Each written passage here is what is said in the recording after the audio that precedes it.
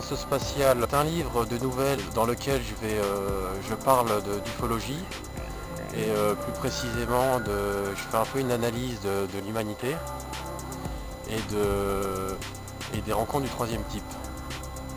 C'est-à-dire, je m'appuie sur des phénomènes qui ont eu lieu et qui sont en fait classés secrets. Donc je parlerai du plan Majestic 12, qui est un plan dans lequel les gouvernements ont déjà collaboré avec les petits gris, enfin, tout est resté confidentiel. Mon livre est un livre de nouvelles, donc, comme je disais, et il y a des histoires, mais il y a aussi une analyse ufologique, où comme quoi l'humanité serait un monde simulé par une autre intelligence de l'univers. Donc ça, c'est des théories qui sont très sérieuses. Il faut parler de ça, et il ne faut pas que les gens trop cartésiens prennent tout pour acquis. Je veux dire, on se trompe parce qu'on se base trop sur l'écosystème terrestre, sur la science terrestre, sans avoir à faire une synthèse de ce qui se passe, par exemple, notamment les crop circles qui sont très certainement d'origine extraterrestre, de par le fait qu'on ressort de ces figures une nouvelle approche mathématique, une évolution humaine d'un seul coup. Il y a beaucoup de retranscriptions, ça fait appel à beaucoup de sciences. C'est un regroupement humain de plein de communautés.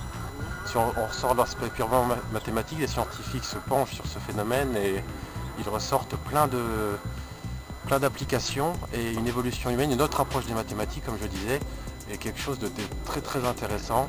Tous les trucs très très étranges des phénomènes ovnis, des rencontres du troisième type, des gens qui seraient passés dans un faisceau en fait dimensionnel et un voyage dans le temps, comme quelqu'un, d'un seul coup il s'est retrouvé avec une barbe de 3-4 jours et en fait c'est des vortex qui s'ouvrent et qui frappent la Terre, quoi. Et donc ils veulent nous montrer qu'ils sont là et veulent faire passer un message.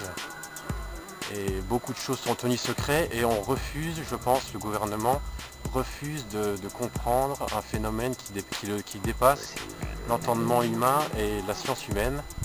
Et on se voile la face. Des gens qui travaillaient pour le gouvernement arrivent en retraite et à 60 ans, on se rend compte qu'ils ont été chargés de désinformer.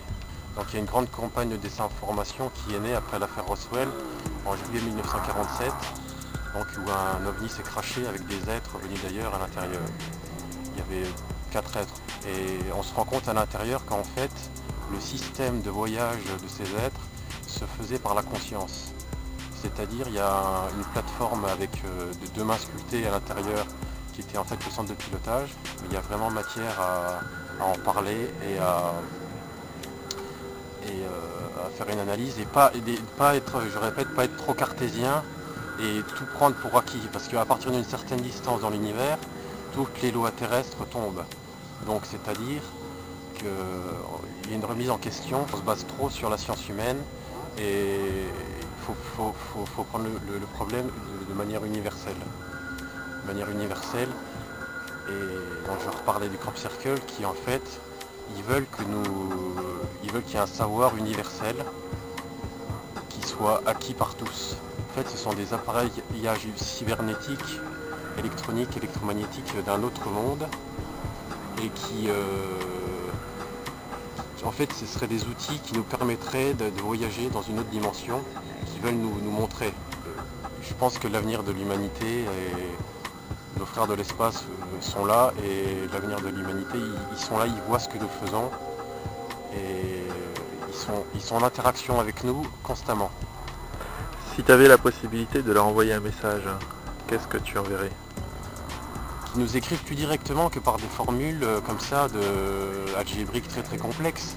Quelque chose qui serait plus palpable par le commun des mortels, pas uniquement les scientifiques qui sont en fait au courant de beaucoup de choses. Notamment ceux qui travaillent dans la zone 51. Le gouvernement, les scientifiques sont au courant de plus de choses qu'on ne le croit. Est-ce que tu penses que ton livre de nouvelles peut aider les terriens, les citoyens, à mieux comprendre ces messages complexes et parfois cachés? Ça peut petit à petit arriver à démêler un peu ce casse-tête chinois du secret des secrets. Et en parler, je pense que c'est bien parce que ça va nous faire évoluer. pense qu'il faut, au plus on va en parler, au plus on va trouver des solutions pour dire la vérité aux gens, qu'est-ce qui se passe réellement. Est-ce que tu as une explication sur le fait que la population refuse de voir ou de comprendre? Parce que vraiment c'est des phénomènes quand même, peut-être pas en Amérique, mais c'est quand même des phénomènes isolés. Hein, c'est des phénomènes isolés, c'est pas tout le monde qui a le privilège de voir un ovni dans le ciel, un objet volant non identifié, et notamment faire des rencontres du troisième type. Et ces personnes-là sont des abductés, c'est-à-dire ils ont subi quelque chose qu'ils ne peuvent pas expliquer, comme si dans leur sommeil ils étaient passés à travers une fenêtre ouverte, une fenêtre fermée, excusez-moi, et ils se retrouvent dans un engin et on leur fait des analyses. Est-ce que les gouvernements pourront longtemps protéger ces secrets? Ils font tout pour.